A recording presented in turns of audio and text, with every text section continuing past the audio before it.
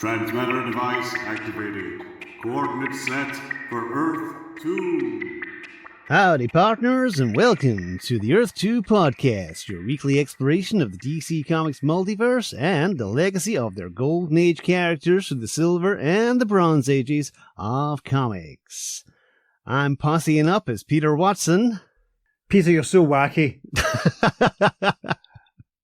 Yes, and I'm riding shotgun as David Steele. What? Welcome back. Thank you for joining us. Yeah, hello. Welcome back. Yes, we're back in the pages of World's Finest this week.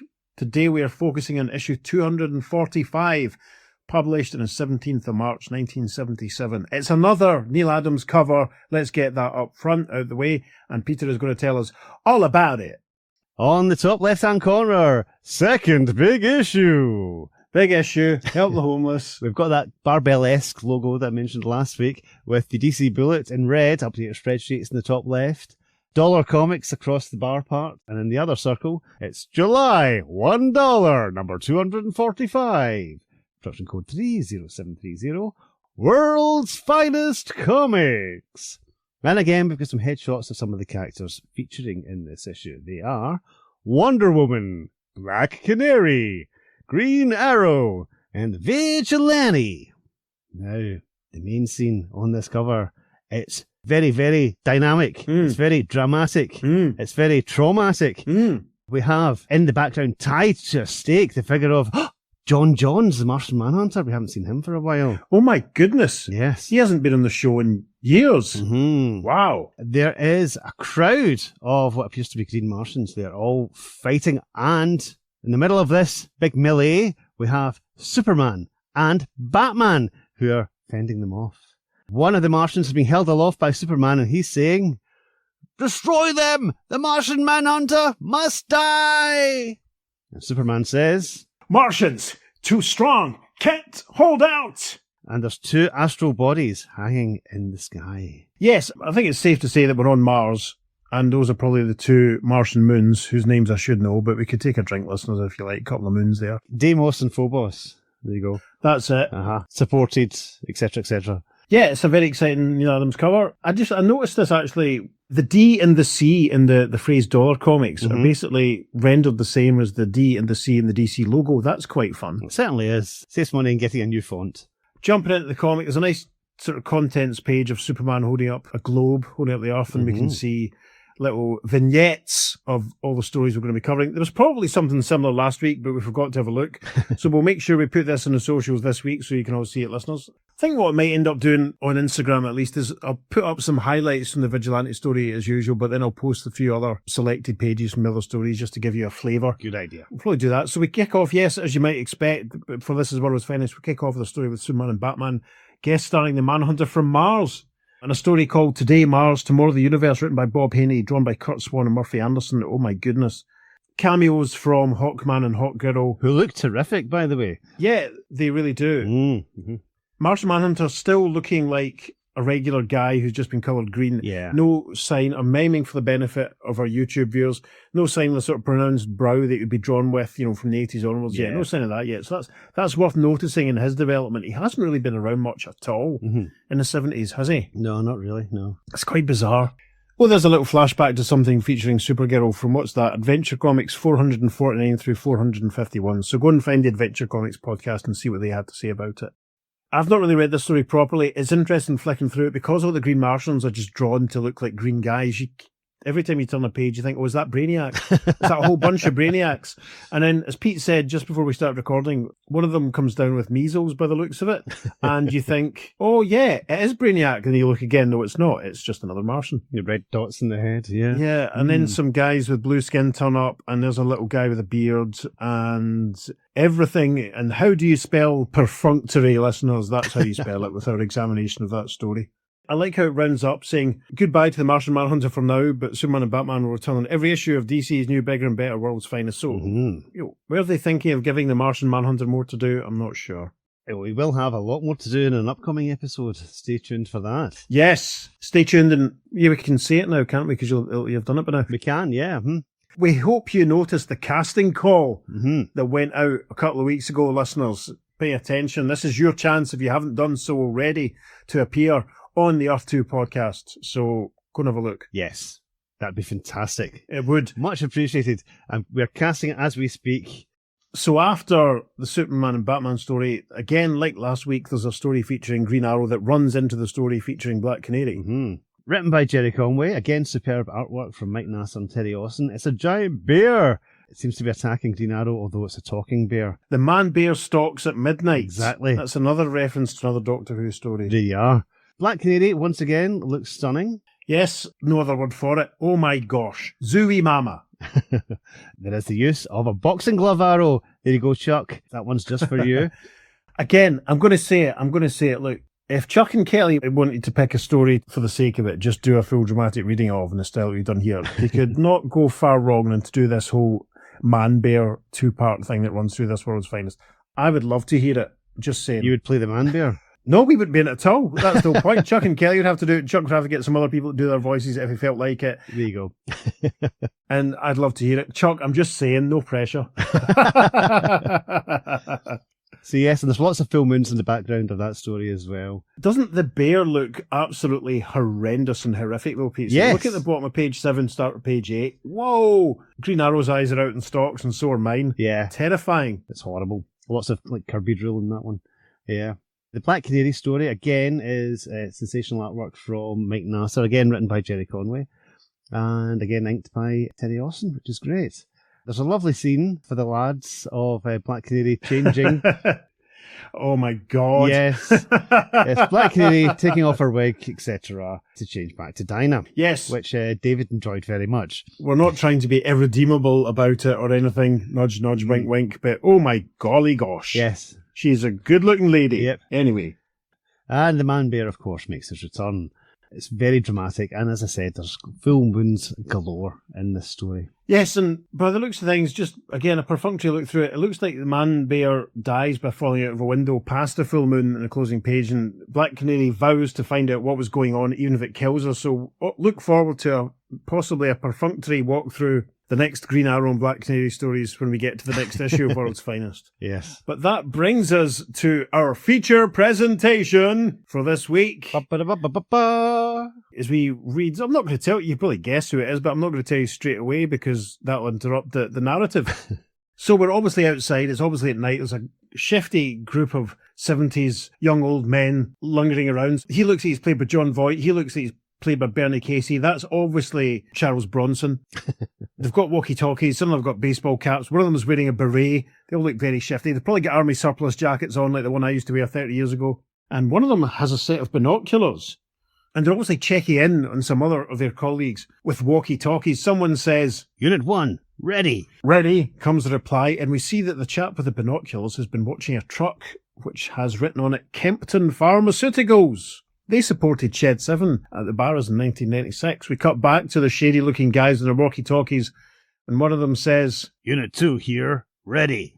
Ready, comes the response, and then a voice says, "Fire!" over a shot of the truck speeding down the motorway, and then we're interrupted with a very ornate logo which reads, "The Vigilante." So after the instruction to fire, we see a series of explosions going off on the road in front of this truck, and following from the instruction to fire, we see a whole mess of explosions kicking off in front of the pharmaceuticals truck. There's one that reads, "Boom," and one that reads, "Boom," and the driver of the truck can only exclaim, "Good Lord!"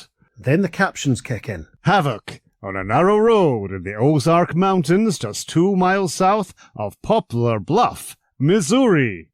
The players, Ben Hexel, truck driver, John Player, MD, and a commando group intent on hijacking a shipment of drugs and becoming, in the process, the Plague Makers. Yes, the credits for this issue. Story by Bill Kunkel, art by Gray Morrow. And beautiful art it is too. I've managed to scrape together a few pages of the original art from this one. Listeners, look out for them on the socials. They look astonishing. So yes, the truck has pulled up. And so the guys in the combat jackets are rushing forward towards the truck. We can see it's got a Missouri license plate. We can see the two lads in the cabin aren't moving. One guy with a cap says, "All right, driver, out." "I think he's dead." "No, he's moving." "Hey, there's somebody in there with him." And as they drag the two men out of the cabin, the guy in the green cap says, "It's the doctor. We have 2 minutes to complete this phase of the operation. Get moving!" And then he asks, "Is the driver alive?" Yeah, just grazed, and the doc's fine. "All right, line them up." And he points, and then we don't really see what's happening, but I guess they just stretch the guys out on the ground, because our little militia then pull their pistols and their weapons. We can see the green cap guy's actually got an Uzi by the looks of things, and he then says, "Now, execute them." And a black guy next to him looks like he's lost an eye. He's wearing a beret. He replies, Yes, sir. and as he goes to fire, he suddenly exclaims, What? because with a Swoosh. his gun has been encircled by a line of rope. The camera pulls back. The goons in the army jackets recognize a silhouetted figure as one of them yells, "Vigilante! But you were reported in Arizona!" Been traveling. Now you boys just hold.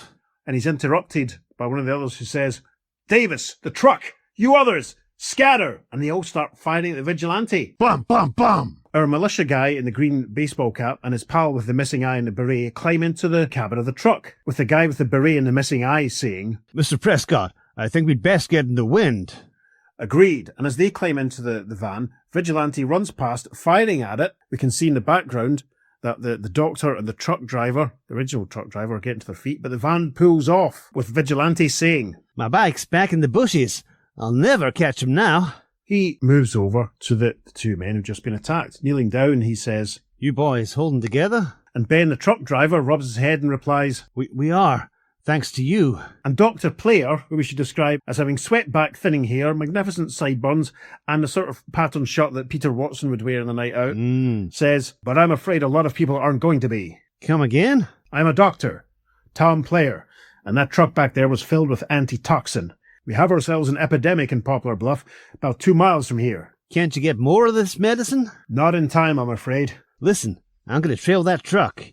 You get back to town and do what you can. And a slow dissolve over the page, a caption reads, Later. And we see Vigilante standing next to his motorbike. He's got a torch out, he's shining it around, and he's thinking, Well, they sure foxed me.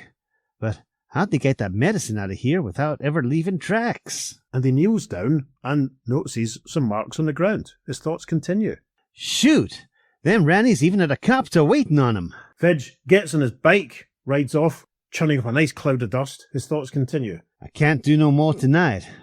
Besides, I've got to hightail it over to that amphitheatre in Centerville, because Greg Saunders has an appointment there. Yeah, and a slow dissolve. Now, listeners, let's just bear this in mind. The pharmaceuticals truck has been attacked as an epidemic. They got away, but a helicopter looks so got rid of it. Right, we're on board? Excellent, because we see Greg in an outrageous shirt on stage with some accompanying musicians behind him, and Greg, strumming away his guitar, is singing. Dag-a-dag-a-dag-a-dag-a-dag-a-dag-dag.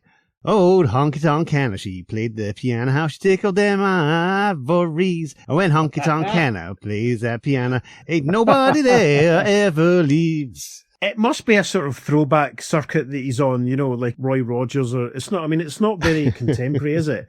It's not very Glenn Campbell or Chris Christopherson. Anyway, there's another slow dissolve. And in Greg's dressing room... Yes, this shirt is astonishing. How to describe it? There's sort of lettering on the back and then tassels and there's long blue sleeves. It's very interesting. Greg is obviously trying to do something else, but some people are trying to burst in the door. Greg is saying, Sorry, Arnie, can't talk to them newspaper boys tonight. But a red-haired chap with a very 70s moustache is obviously disappointed at this. He says, "But Greg..." And then we see that Greg has managed to close the door and get changed quickly into his union suit, because it's Vigilante that's climbing out over the radiator, over the windowsill, out the window, who then says, Just don't have the time. "Well, make time, Greg, because we're coming in." And Arnie and a few others have managed to open the door. Now, that looks like Roger Lloyd Pack, who played Trigger in Only Fools and Horses at the background. That looks like Dean Martin with a thick moustache that's next to him. And I'm not sure who the lady is, but she looks vaguely familiar too.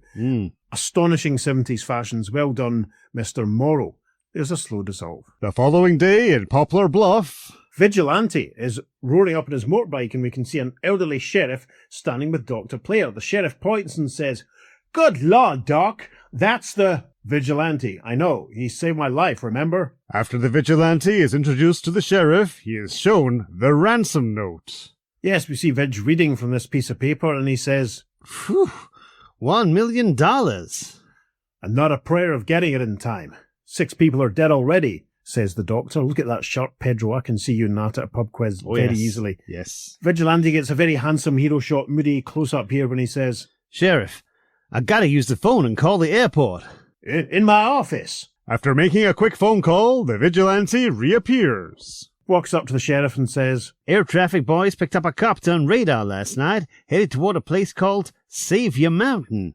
That ring a bell? Sure, about 5 miles into the back country, but there ain't nothing there except a church. A church? Yeah, big un too, that he consecrated about 15 years ago. Some rich fella built it up on a rocky butt overlooking the countryside. Well, that's where they are.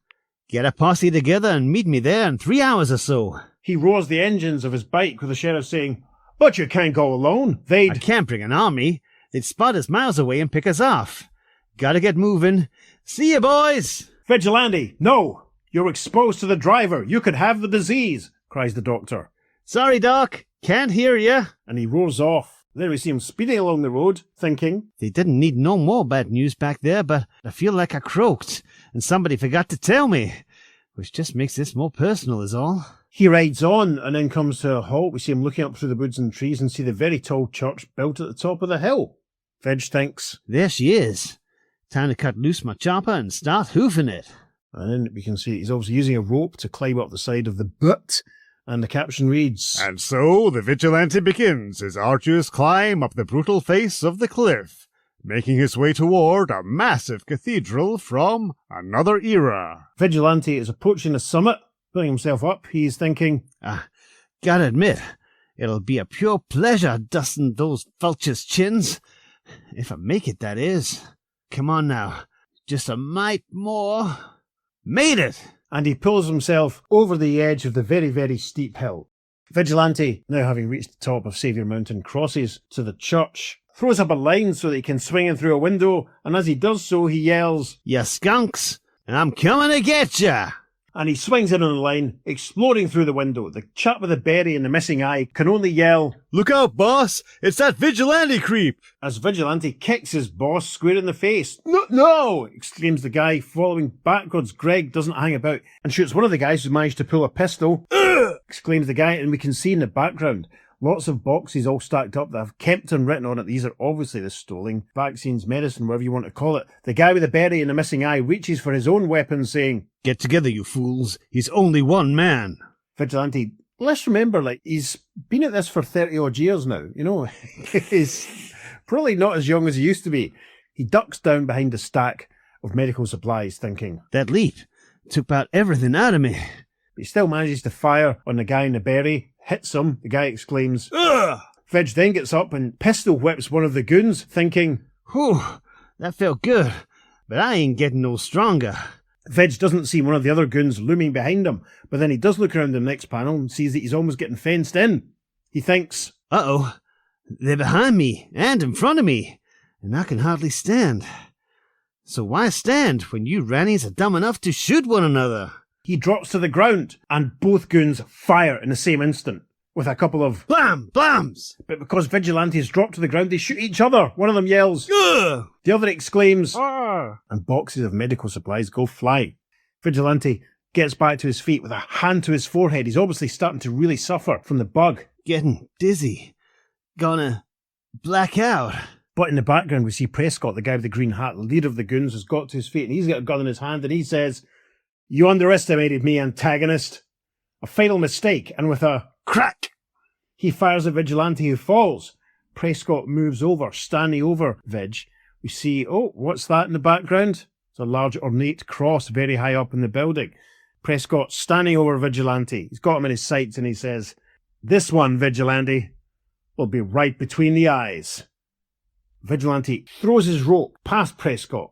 Obviously, Prescott thinks he was aiming for him, but the rope goes beyond, and Prescott says, Your aim is slightly off, I see. Not that it matters, as you're approximately 2 seconds away from Dilla! And he cuts off because Greg has lassoed the big, fancy, ornate cross and pulled on his rope, and it collides with Prescott with a clunk. Prescott fires off a shot, almost by reflex, with a crack. And Vigilante, disputing Prescott's assertion that he was almost dead, says, Afraid not, skunk. Greg sits to his feet and looks very satisfied with the fact that he's broken up the cross but taken Prescott out at the same time. Moments later, The voice cries, "Vigilante, are you?" And we see the sheriff and Dr. Player and one other local policeman walking in as Vigilante has perched on the boxes of crates, and Vigilante replies, Sheriff, just let the doc give me a shot of that medicine, and you can get that shipment to town and maybe save some lives. and the small caption reads, The end.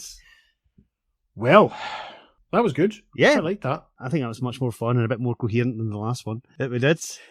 Yes, agreed. Nice to see the work of Grey Morrow again. Always. It's always a delight. Yeah. I don't know who's responsible for the colours, but that's in the first page. The explosions in front of the truck are just phenomenal. Just the vibrant colour of reds and yellows and oranges and whites and blacks all mixed in. It Agreed. just looks fantastic. I wonder if Grey Morrow did the colours himself in this or if someone else did. I'm not sure, but agreed strongly. I mean, his art lends itself to this sort of thing. It's Yeah. so textured, it's so rich, it's so moody. I mean, even in black and white, it was great, but some sympathetic colouring can really bring it out. I like the way the bad guys are sort of shaded in blue to obviously emphasise this is at night. It's very, very well done. And even when Vidge first appears, first of all, he turns up in silhouette, and then he's kind of like lit from the front, but it's still a subdued light. Yeah, it's almost like it's as if he's maybe stage right or stage left of the light coming from the front of the van. It's very, very subtle. Exactly, yeah. So, yeah, it's very effective. And a lot of gunplay in this. An awful lot of gunplay. We don't always get that in Vigilante stories. I'm going through this almost panel by panel. The running shot of Vidge in front of the truck, running along and firing with both guns sideways. Yes. It's great as, his kerchief is like flying in the wind. It's just great. And you can see the other guys in the back. The storytelling and the layouts of this are just fantastic. And the detail, it's Grey Morrow's art, as you said, it's stunning. Absolutely stunning.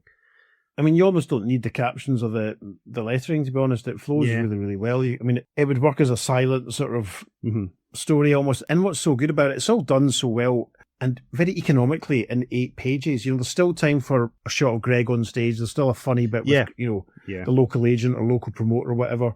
I do love that his stage costume has got GS embroidered into his back, just above his tassels. Ah, that's what it is. I was trying to work out what it was, but that's obvious. It's a very stylized G, of course. Yeah, it's funny. I like that.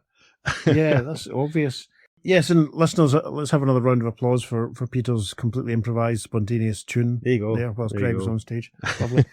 Yeah, I mean, not too much more to add this. I mean, I'm glad that he got there. I'm glad that he took out the bad guy in a horrible way. I'm glad that he shot them all up because they're obviously nasty, evil men. Again, we're talking about like 70s anthology shows at the time. It does feel like something off an episode of The Hulk or an episode of $6 Million Man. Exactly, one of those hour-long adventure shows, yeah. I think my favourite bit was Greg climbing up the steep hill using his rope. Yeah, that's cool. That was very Batman 66.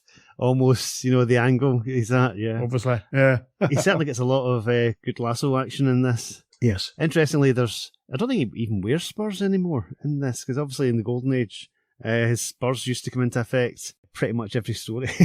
Yeah. As Ranger Gord always talks about in the Prairie Justice podcast. Yeah. But yeah, there's no spur action in this, but yeah, he's all about the lasso.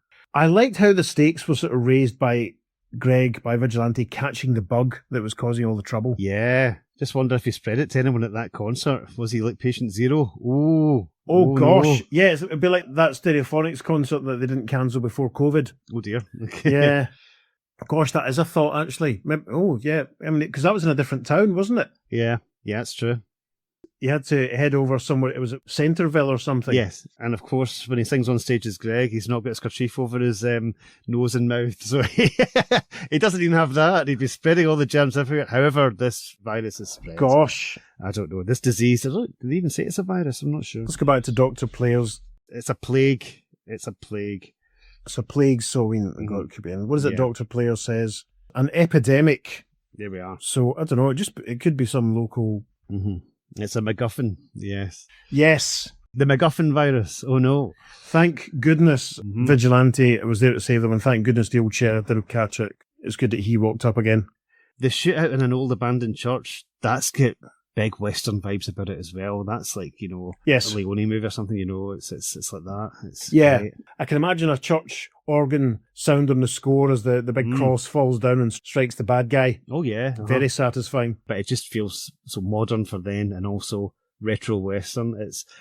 It's a really good story, I'll be honest. Compared to the previous one, I think it fits a lot in its 8 pages. Yeah, it's a lot more satisfying, I'll give it that, definitely. And it's a bit of a treat. Yeah, so, without a doubt. Jumping on, the next story is another story set during World War II, in Springdale, early 1942, featuring Wonder Woman. Again, probably, there's no mention of Earth 2 in the story, so that's why we're just going to give it a quick summary, or a quickish summary. Mm-hmm. Wonder Woman flies to the German Alps after managing to shake off her babysitter Yeoman Smith because General Blankenship has told her that Steve has been reported missing. She gets directions from a lone German pilot, the only survivor of his squadron. Wonder Woman finds her way to a castle called Schloss Falk, the Castle of the Falcon.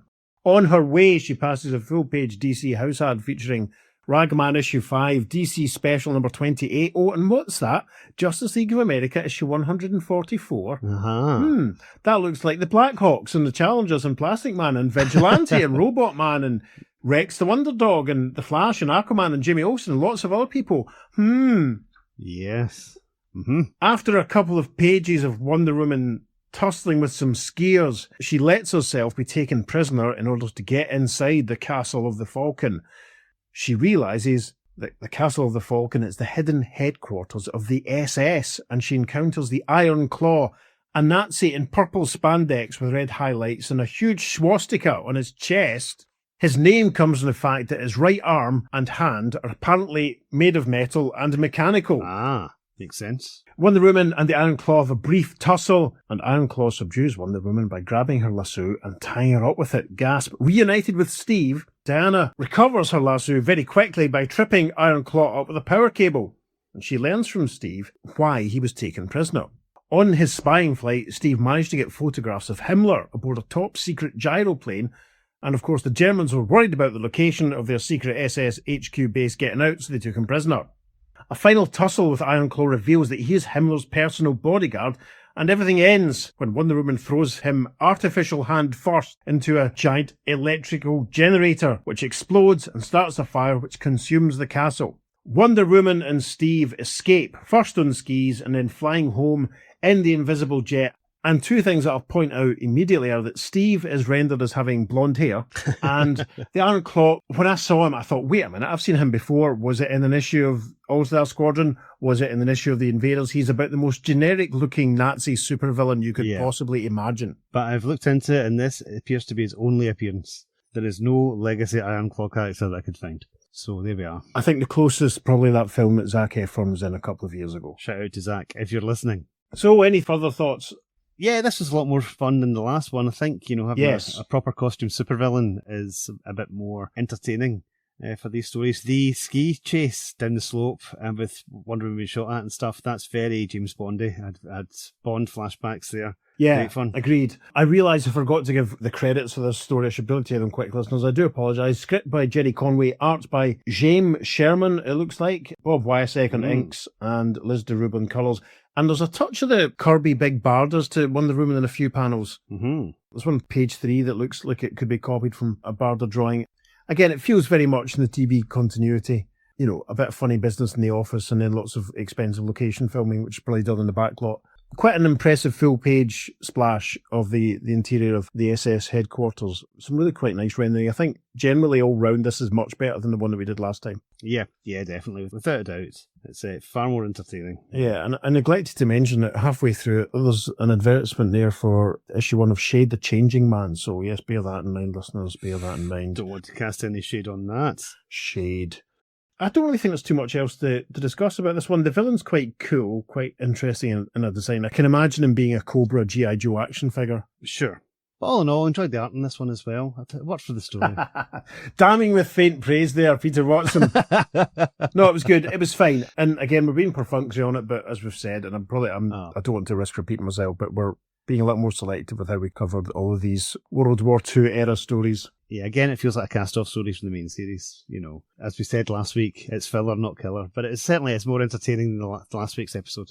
Let's kind of try and reverse engineer it a little bit. It's entirely possible that they could have been stockpiling stories for the regular book. And they also might have been made aware that the World War II setting wasn't really going to be continuing for that much longer. And I'm sure the text page that we talked about previously said there had been 11 episodes. Because obviously later in 77 it shifts to contemporary sort of times on the TV show. So it's maybe it was two things. Maybe it was, right, we can use the new dollar comic to promote Wonder Woman still further.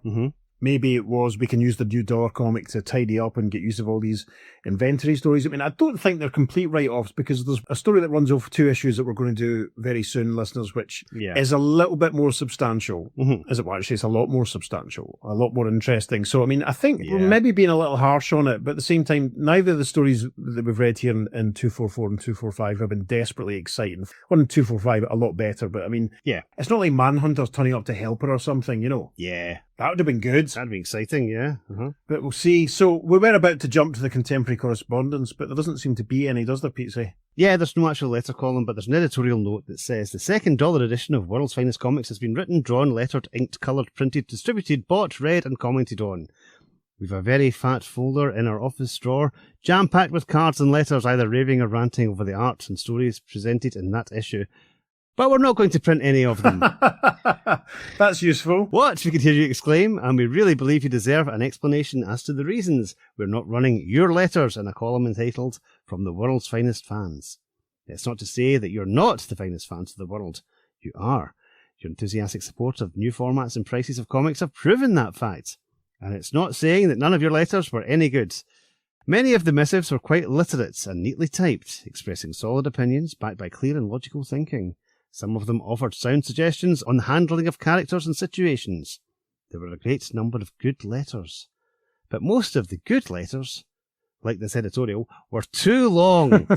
Not content with expressing opinions on the Superman and Batman feature or on the Vigilante, most of our most enthusiastic fans penned long comments on every feature in the book. Of course. In letters of 3 or 4 pages. We loved them. We read them with a great pride swelling within our collective chests. And we were inspired to do better. And speaking of pride, we received lengthy critiques on how wonderful the new stories and art are, and how World's Finest Comics really deserves its name. These were all great letters. As we said, we're not printing any of them. The reasons were exactly what we just stated. Your letters were too long. Oh my goodness. An entire letter column is only 3 or 3.5 typewritten pages. All they were strictly letters of monumental praise. Now, we love to get any mail, but we like to print letters that will be of interest to the majority of readers who take the time to read readers' comments. And it goes on, and it goes on, and it goes on. Gosh, well, I think we've had enough, haven't we, listeners? We have indeed. So basically, they got lots of letters, but they're all too long to... So, oh well, fair enough. That's what they say, anyway. That's what they say. Speaking of writing letters, why don't you write to us at the-F2podcast@gmail.com and let us know what you thought of this issue and this story and this period, indeed, of the Dollar Comics. You can email us at the-F2podcast@gmail.com. Make sure you follow us on social media because we're putting up lots of lovely bonus material for this and, of course, every episode. On Facebook, Instagram, and Blue Sky, we're at the Earth 2 Podcast. And on Twitter, we're at podcast_Earth2. And of course, as always, it is the number 2 for all of us socials. It certainly is. Listeners, if you're enjoying what we're doing, please consider going to wherever it is you receive your podcast and leaving us a positive review. That'd be lovely. Michael Rosenbaum says that sort of thing is good for your optics. Failing that, you can consider going to our coffee page and buying Peter the price of a beverage as he sits in Cafe Nero and edits out all my fluffs because I haven't spoken to another human being in 3 days, and it's a bit of a struggle. Anyway. But you have been speaking to a dog. Yes, I'm babysitting Harry this week, which is lovely. Been very well behaved while we've been recording as well. Look out for Harry's upcoming cameo appearance in an imminent episode. On that bombshell. I've been Peter. I've been David. I can't remember what we're doing next week. I'll have to go and have a look, but I'm sure we'll have found out, and next week will be fine. See you later. On the Earth 2 Podcast. Transmatter Cube activated. Return coordinates set for Earth Prime. Besides, I've got to hightail it over to that amphitheater in Centerville.